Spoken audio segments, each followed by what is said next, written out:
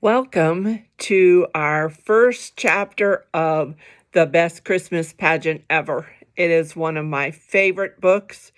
I read it every year to my students, whether they were first graders, third graders, sixth graders, or 12th graders. They got to hear the best Christmas pageant ever. It's a lot of fun and a funny book, and so I hope you like it as we read it together throughout the month of December. So let's get started with chapter 1. The Herdmans were absolutely the worst kids in the history of the world.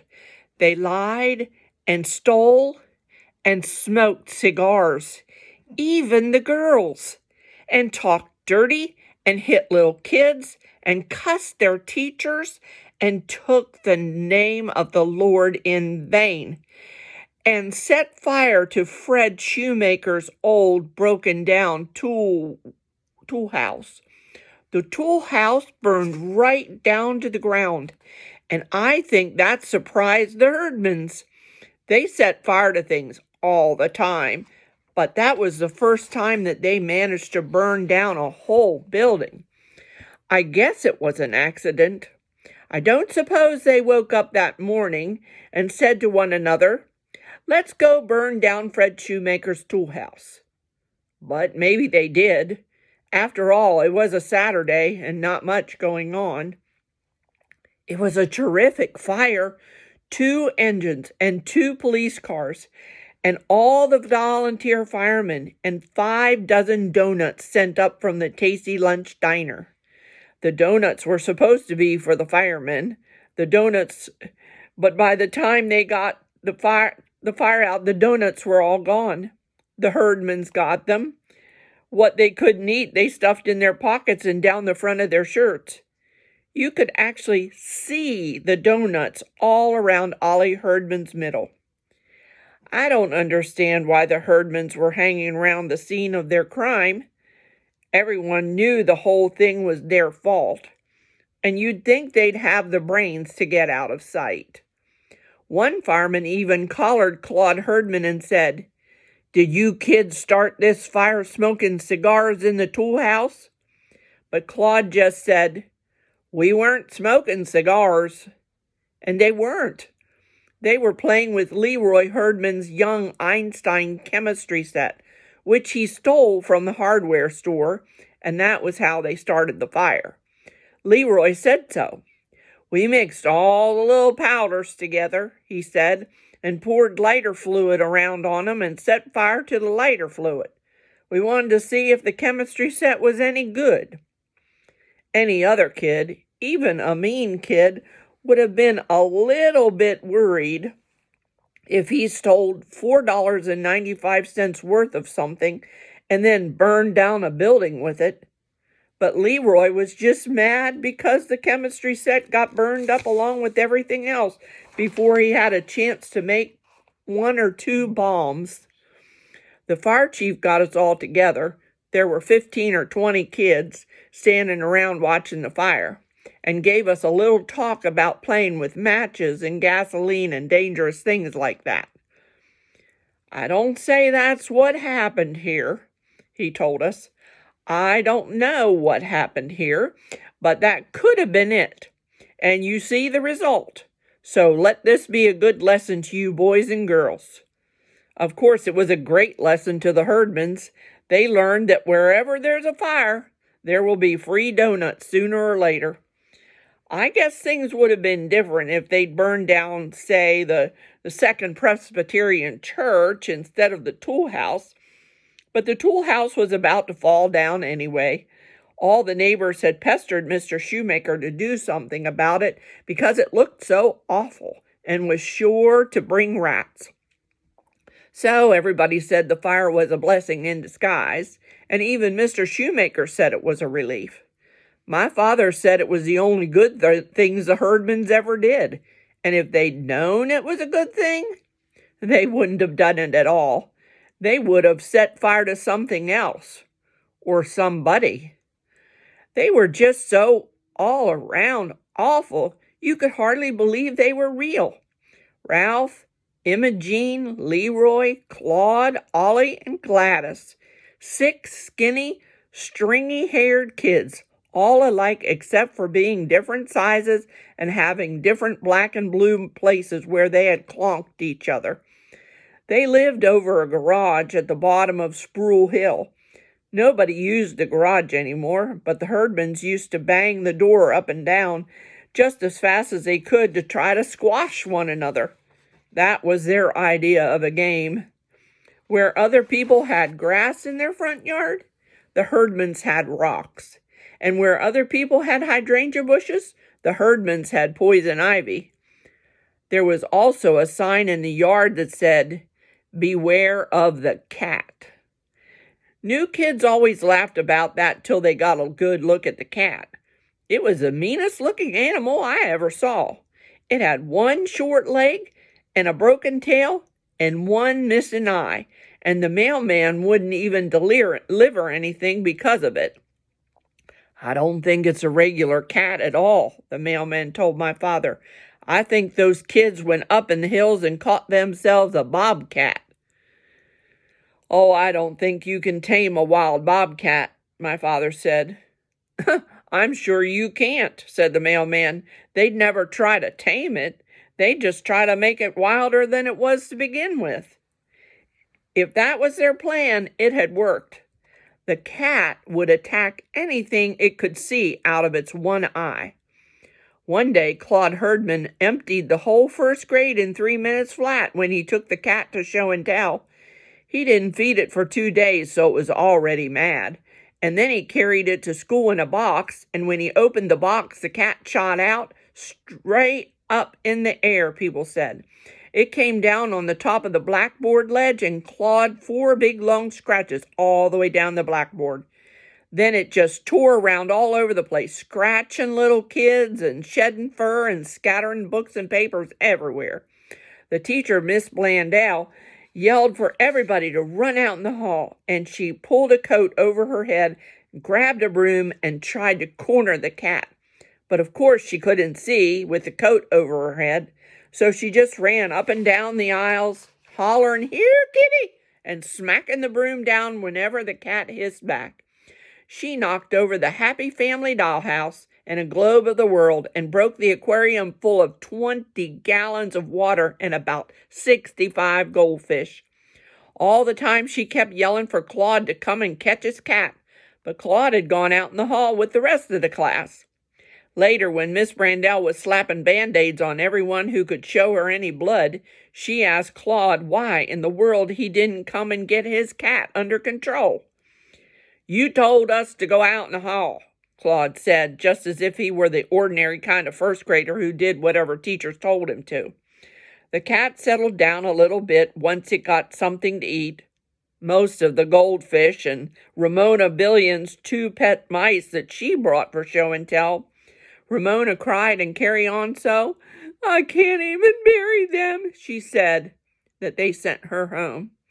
The room was a wreck. Broken glass and papers and books and puddles of water and dead goldfish everywhere. Miss Brandell was sort of a wreck, too, and most of the first graders were hysterical, so somebody took them outdoors and let them have recess for the rest of the day.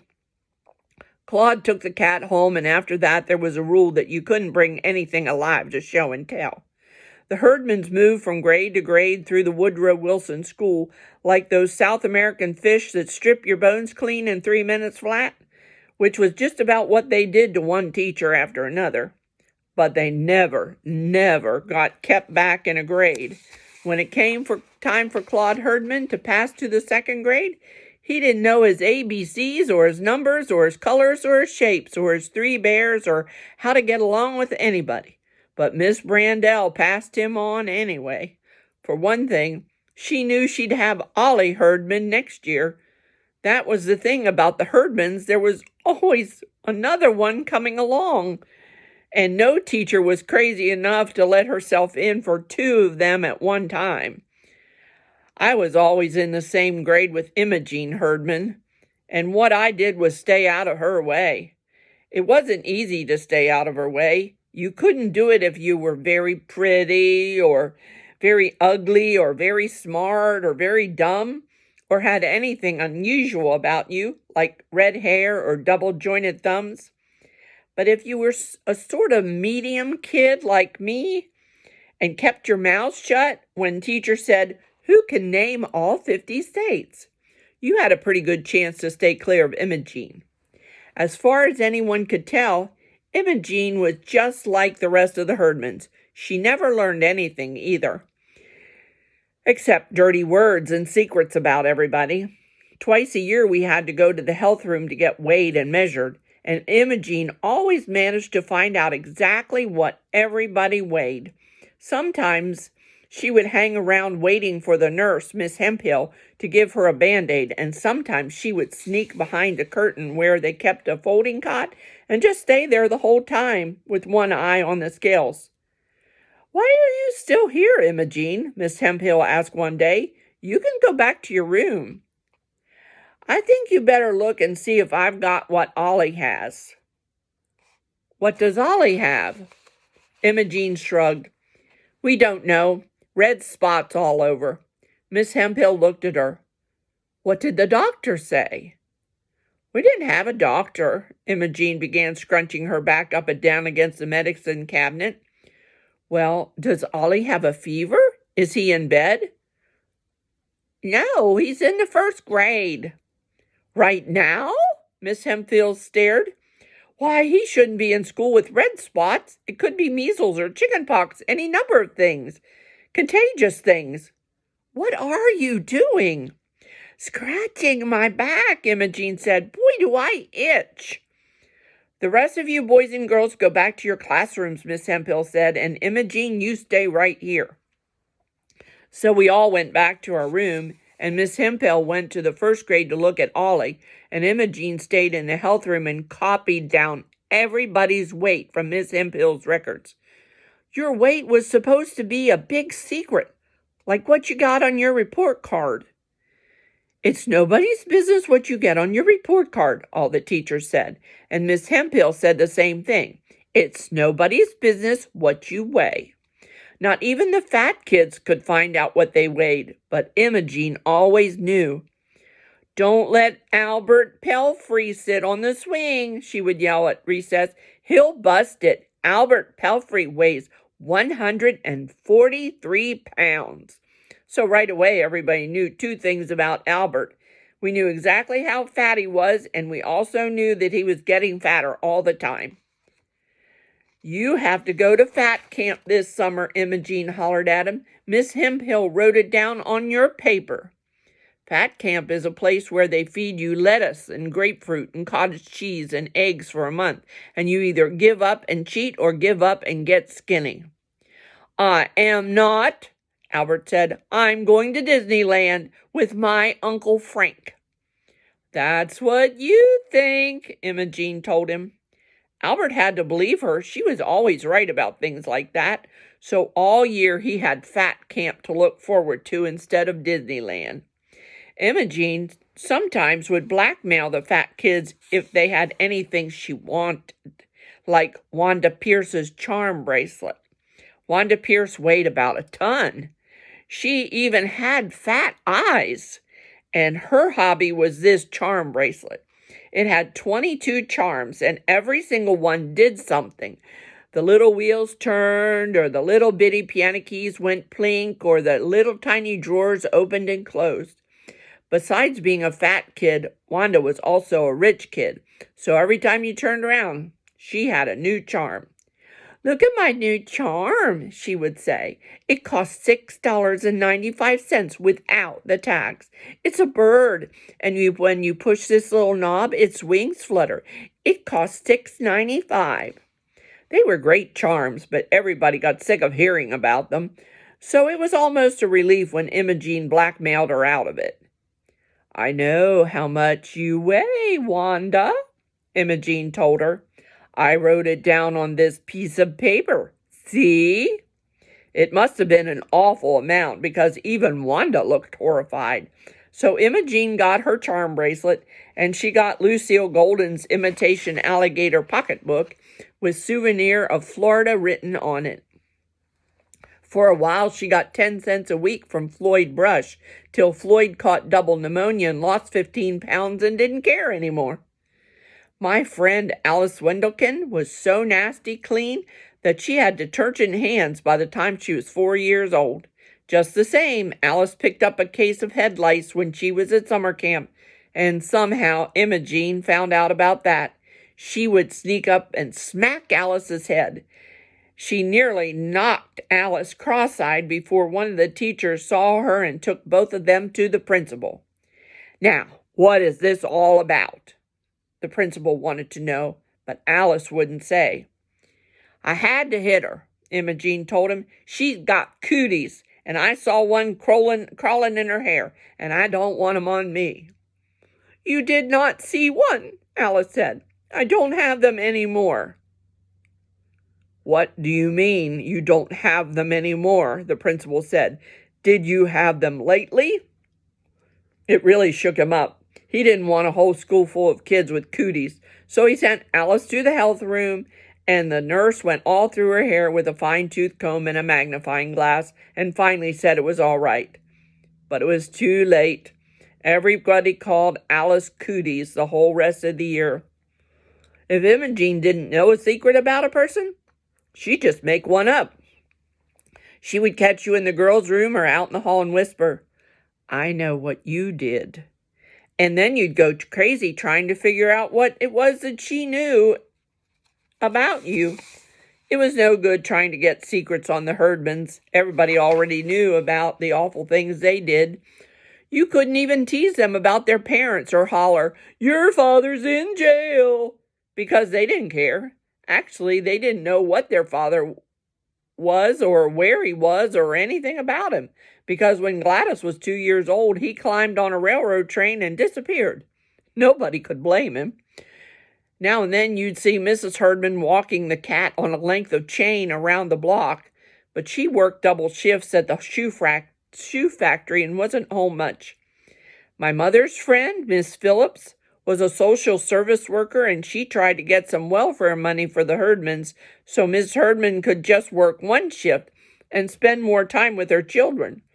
But Mrs. Herdman wouldn't do it. She liked the work, she said. It's not the work, Miss Phillips told my mother, and it's not the money. It's just she'd rather be at the shoe factory than shut up in the home with that crowd of kids, she sighed. I can't say I blame her.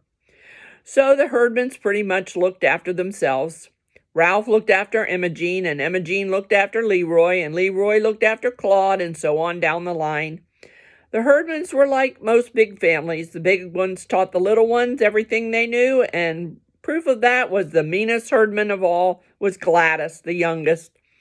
We figured they were headed straight for you-know-where, by the way of the state penitentiary, until they got themselves mixed up with the church and my mother and our Christmas pageant. And that's the end of the first chapter of the best Christmas pageant ever. I hope you enjoyed that chapter and thought it was funny like I do. And maybe you've even been in school with some kids that are like the Herdmans. So stay tuned for when I read chapter 2. Night, night.